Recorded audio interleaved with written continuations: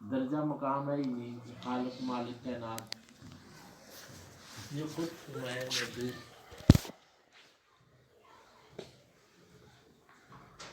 انت عشقی وانا عشقوں کا یا محمد، حدیث قدسی ہے میرے محبوب تو میرا عشق ہے میں تیرا عشق ہوں۔ کائنات دا وجود ہی اللہ رب العزت دی حب دے تحت ہویا۔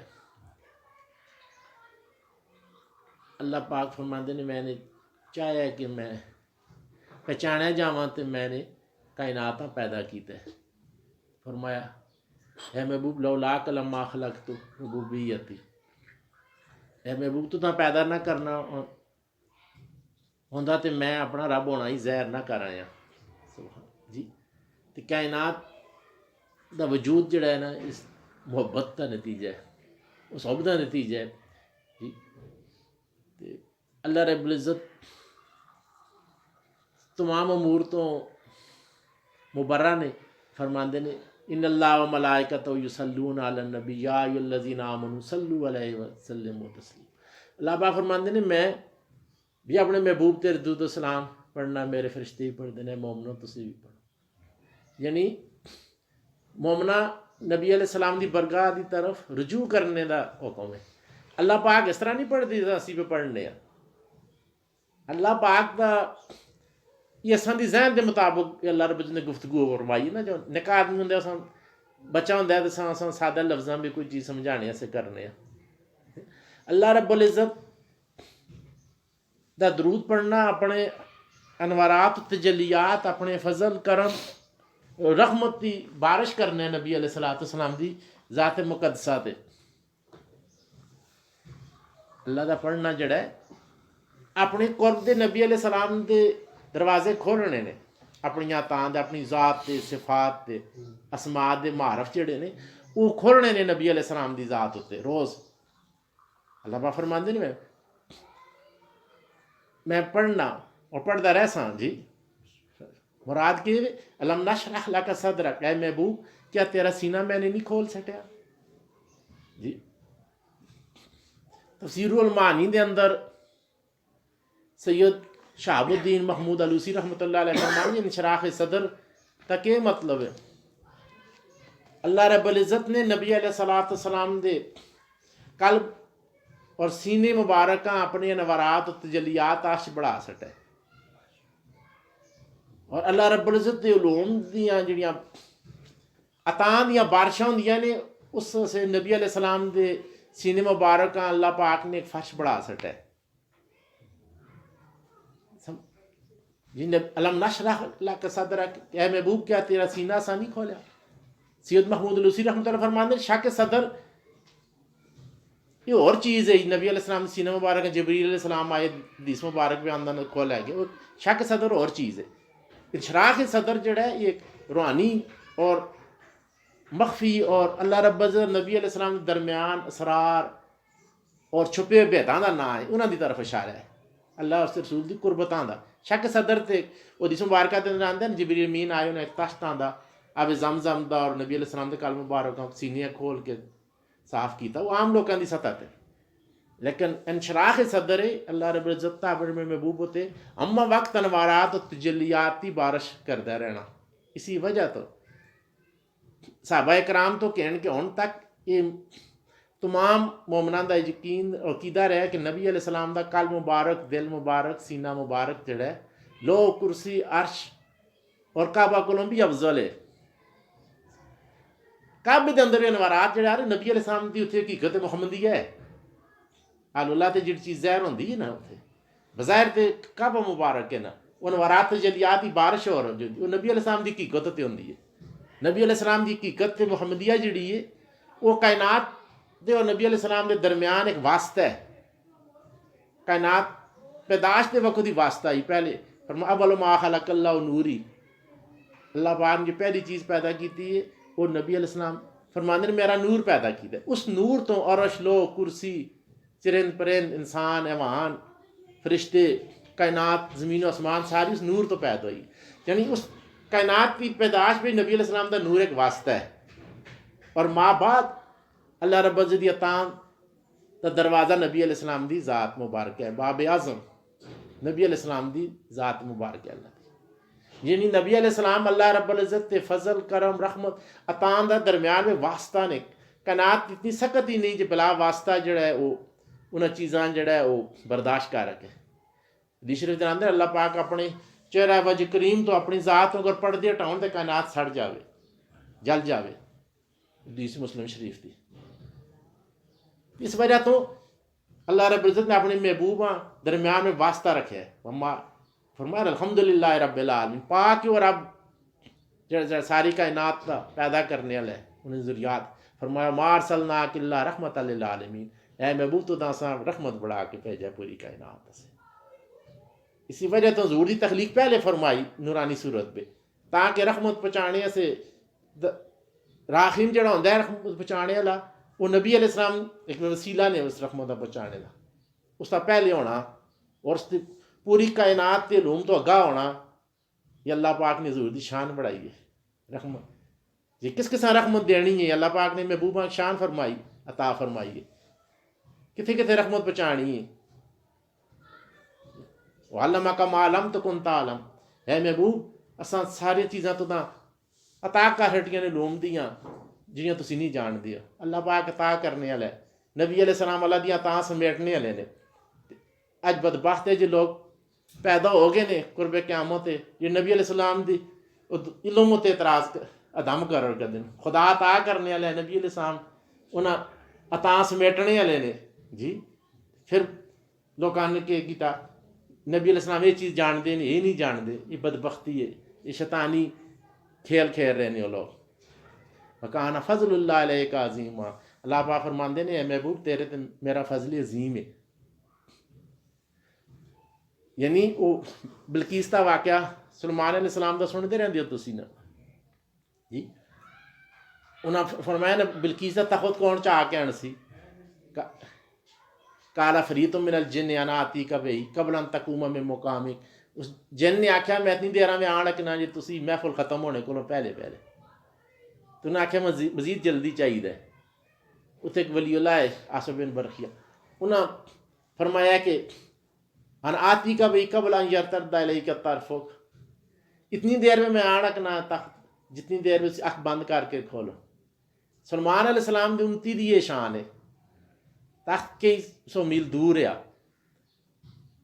سوچ تو یہ شانہ بلند ہوندیاں نے نا، قرآن خود پہ آختا ہے قصہ کہانی نہیں جی، تو پھر جب وہ تخت آ گیا تو سلمان فرمایا ھذا من فضل ربی، سلمان السلام نے کہا میرے رب دے فضل پچھوں کوئی جس ہے، سلمان علیہ السلام اللہ دے فضل تھا ہے اس بچ وہ کچھ حصہ ہے اللہ دے فضل دا، اور اس بچوں میں انہوں نے امت اس ولی جڑی چیز تھا یہ اور اس فضل دا کم از کم حصہ ہے، اس کی یہ شان ہے۔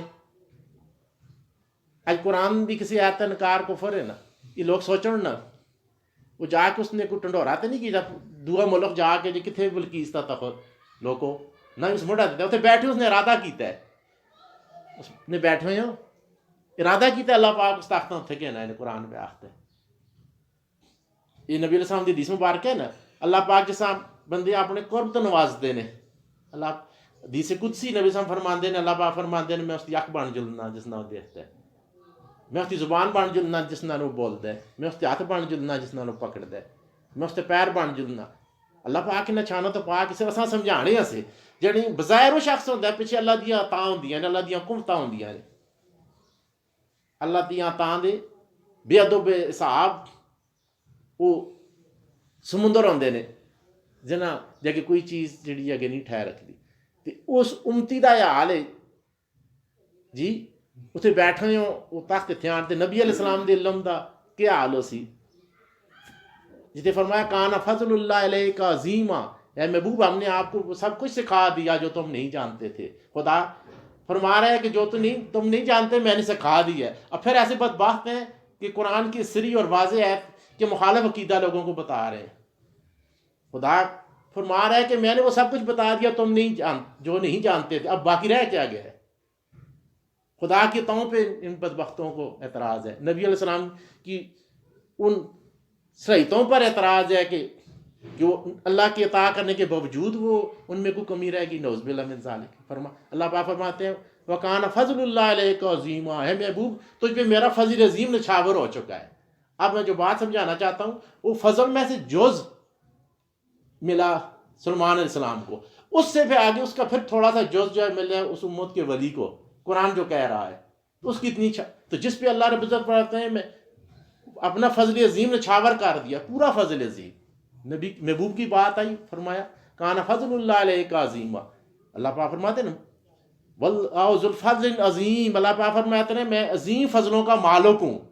جو لفظ اپنی فضل کو ظاہر کرنے اللہ نے استعمال کیا نا، وہ پورا فضل اللہ پاک فرماتے ہیں محبوب تو پہ نچھاور کر دیا۔ تو لہذا جو ان دنوں میں زمانہ قریب میں جو نبی علیہ السلام کی شان کے حوالے سے جو شک و شبہات پیدا کیے جا رہے ہیں جی، یہ لوگوں کو نبی علیہ السلام کے ساتھ عشق محبت کو کاٹنے کے حربے ہیں، اس دور کا بڑا فتنہ ہے۔ یعنی ایسے منافقین مزاج لوگ جو ہیں وہ نبی علیہ السلام کی امت کے لوگوں کے ایمان خراب کر رہے ہیں، عشق محبت پہ کاری ضرب لگا کے نبی کو بے بس پیش کر رہے ہیں، نبی کو کسی چیز کا پتہ ہی نہیں، نبی کو کوئی اختیار ہی نہیں، نبی کو غیر اللہ میں شامل کر رہے ہیں۔ نبی کی بات ہوتی ہے کہتے ہیں جی غیر اللہ کو کیوں پکارتے اللہ سے؟ غیر اللہ تو یہ محمد رسول اللہ ہے، وہ اللہ کی میت ہے، اللہ رب نے نماز میں ان کا نام رکھا ہے، غیر اللہ کا نماز میں کیوں آ گیا؟ کلمے میں ان کا نام ہے، کیوں ہے؟ قرآن میں ان کا نام ہے، نبیوں کا نبی غیر اللہ میں نہیں ہے۔ سمجھ آگئی کہ نہیں؟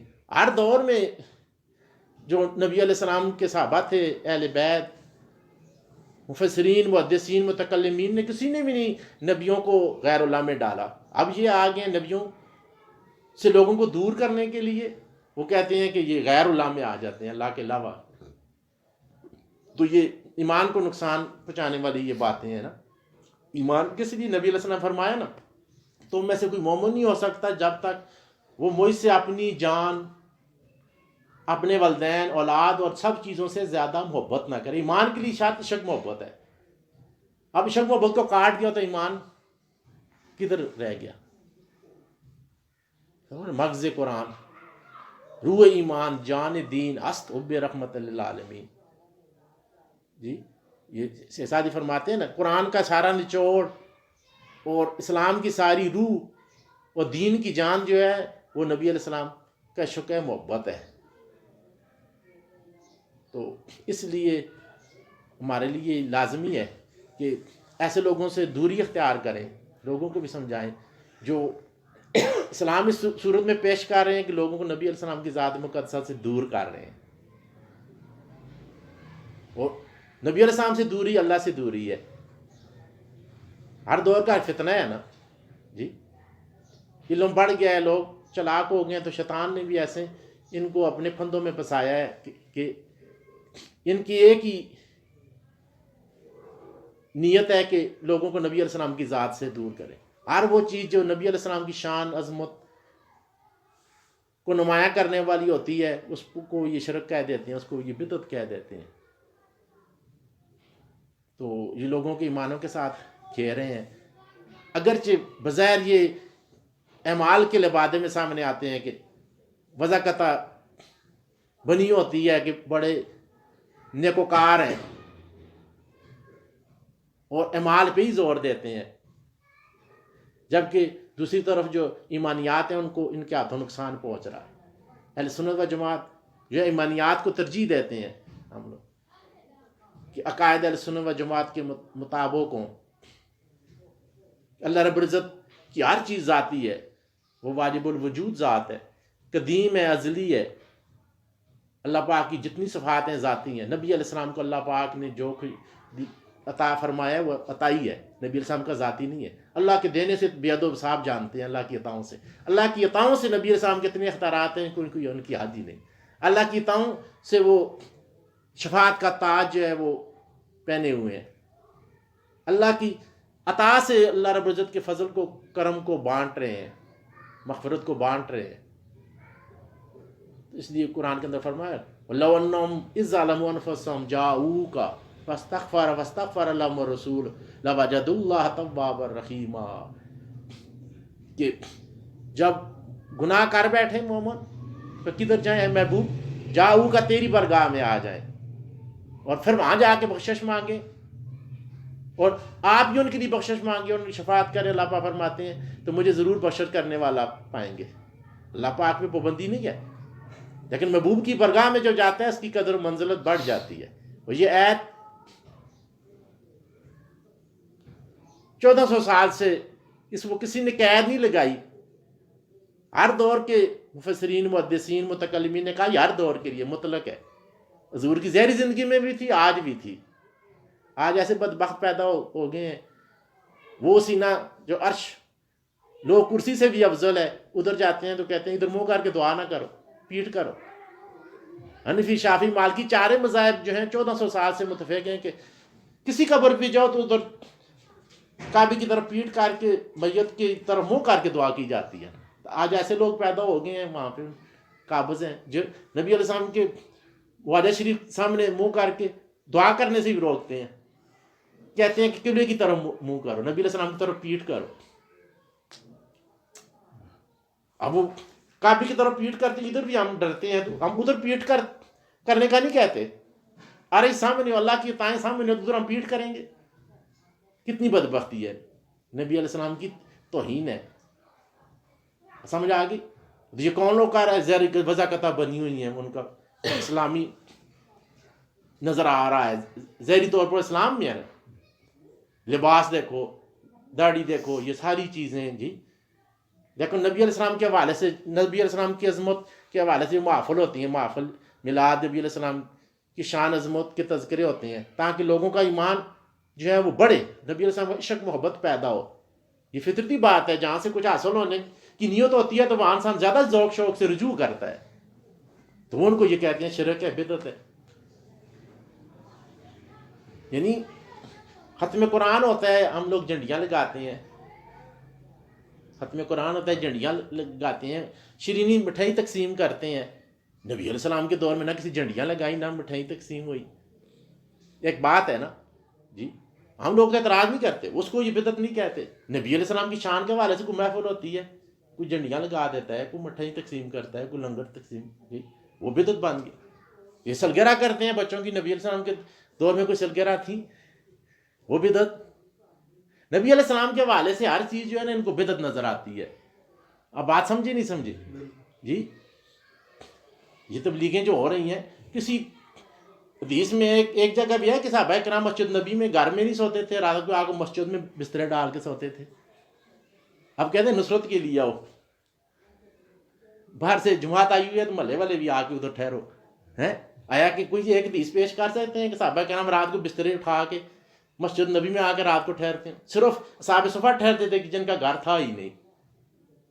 یہ 40 دنوں کی جماعتیں کدھر گئیں؟ 3 دن کی جماعتیں کدھر گئی ہیں؟ کوئی ثابت کر سکتا ہے؟ یہ ساری چیزیں بدعت ہیں، لیکن ان کو بدعت صرف نبی علیہ السلام کی ذات کے حوالے سے چیزیں بدعت نظر آتی ہیں۔ سمجھ آ گئی؟ تو یہ چیز جو ہے سوچنے کی ہے کہ اندر کوئی معاملہ ہے، اندر کوئی نبی علیہ السلام کی ذات سے دوری ہے۔ ایک اور سادہ سی چیز ہے، وہ بیان کاری دوں۔ نبی علیہ السلام کے دور میں نبی علیہ السلام کی مسجد مبارک تھی، وہ کچی تھی ساری، اس کا ساری چھاتی بالکل جو نا ہموار تھا، پلین تھا۔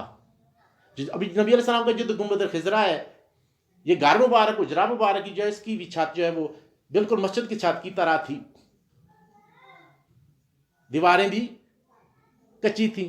ماں بعد نبی علیہ السلام کی مسجد کی دیواریں جو ہیں وہ پختہ ہوئیں، چھت پختہ ہوئی، مختلف ادوار میں ہوتے گئے۔ بات سمجھ آ گئی جی؟ اس طرح نبی علیہ السلام کہ گھر مبارک کی دیواریں بھی کچی تھیں، حجرہ مبارک جدھر آپ آرام فرما رہے ہیں جی، تو ان دیواروں کو حضرت عمر فاروق رضی اللہ عنہ نے پختہ کیا، کرتے کرتے جی ہر دور میں وہ چیز بڑھتے بڑھتے نبی علیہ السلام کا گنبد خضرا بن گیا اوپر۔ بات سمجھے؟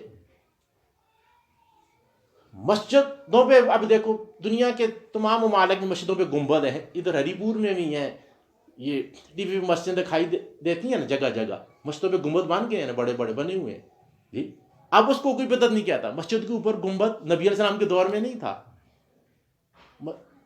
جی، اب پوری دنیا میں گنبد ہے، ان کو بدعت کوئی نہیں کہتا. اس طرح تزئین و آرائش مساجد کی نہیں تھی، نہ کلینیں تھیں. صحابہ کرام سادی بھی زمین پہ پڑھنا پسند کرتے تھے. ان چیزوں کو بدعت کوئی نہیں کہتا. نبی علیہ السلام کو گنبد بنا کے کہتے ہیں گنبد بنانا کدھر ہے؟ گنبد بنانا اس دور میں حالات ہی ایسے تھے نا. نبی علیہ السلام کا اجرا مبارک جس میں آپ کی تدفین ہوئی وہی گنبد تھا نا. جس طرح مسجد سادہ تھی وہ کمرہ بھی سادہ تھا. اگر گنبد منع ہوتا تو نبی علیہ السلام فرماتے نا کہ میری تدفین کے بعد اس کمرے کو جس میں میری قبر مبارک کی گئی ہے اس کی دیواریں گرا دینا، اس کی چھت گرا دینا. نبی علیہ السلام نے یہ تو نہیں فرمایا. حضرت ابوبکر صدیق اور مولا علی شیر خدا نے فرمایا نا کہ نبی کی قبر آرامگاہ وہی جگہ ہوتی ہے جدھر ان کی روح پرواز کرتی ہے. تو جس کمرے میں آپ تھے وہ وہی. تو نبی علیہ السلام کو جو عام آدمیوں کے تصور کرتے ہیں تو نبی السلام فرماتے نا میری تدفین کے بعد چھت کھیڑ دینا یا دیواریں گرا دینا. نبی علیہ السلام ایسا نہیں کیا، ابوبکر صدیق نے نہیں کیا، عمر فاروق نے نہیں کیا. اور بات سمجھے نہیں سمجھ 14 صدی ہجری سے یہ کام چل رہا. اب بعد میں ایسے لوگ پیدا ہو گئے ہیں. سمجھ آ گئی؟ یہ چند مثالیں ہیں. یعنی ترازو کے دو پڑھ لیں نا. نبی علیہ السلام کی مسجد کو دیکھو اس میں تبدیلی آ گئی، ادھر اعتراض نہیں. نبی علیہ السلام کو روزے میں تزئین و آرائش علامہ سمودی نے لکھا ہے اور بڑے بڑے محدثین نے لکھا ہے کہ جو تزئین و آرائش کعبہ کے اندر مسجد کے اندر جائز ہے وہ نبی علیہ السلام کو روزے کے حوالے سے بھی. اہل سنت کے لوگوں نے کیا نا اندر پردے لگائے، جی ہیرے جواہرات بھیجے. یعنی اہل محبت تو کرتے رہے ہیں لوگ. تو یہ چند مثالیں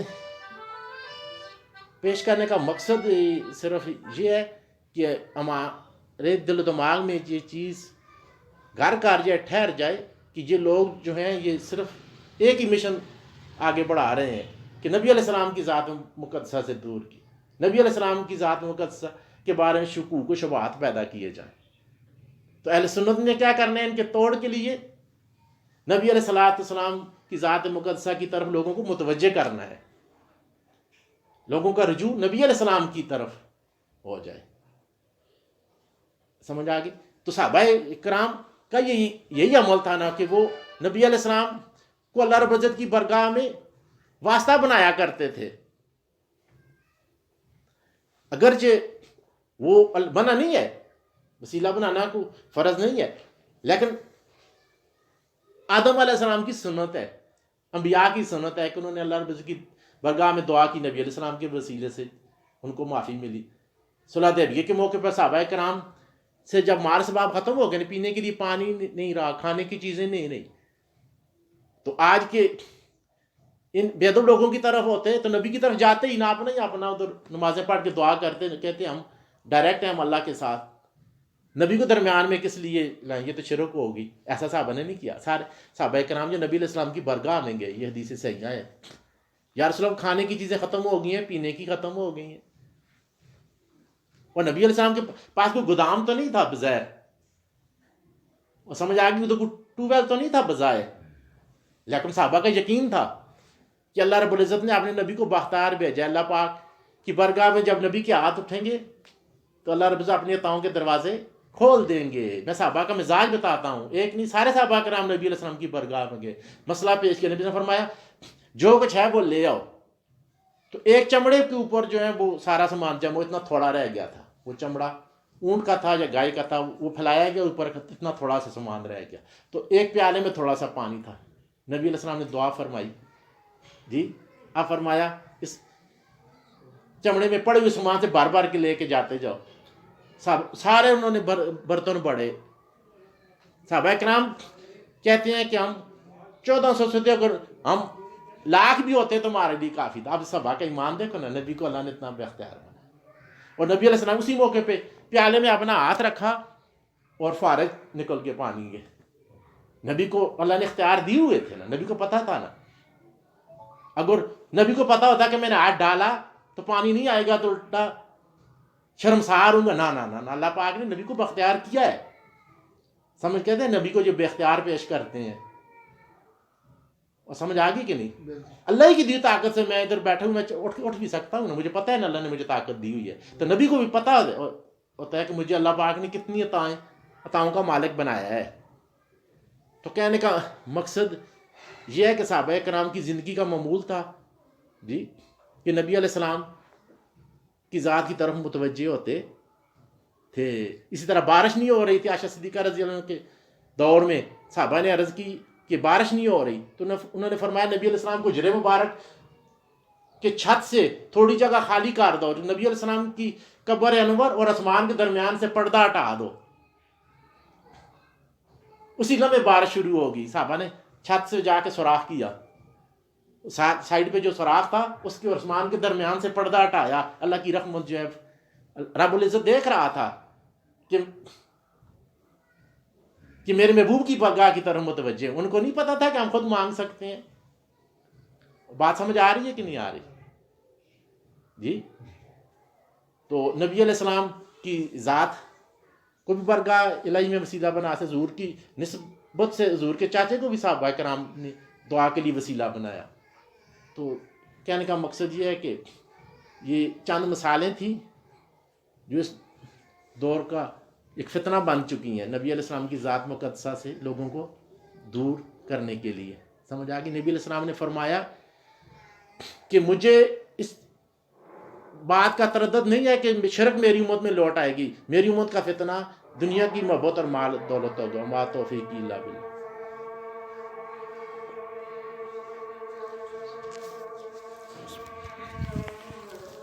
ٹھیک ہے نا؟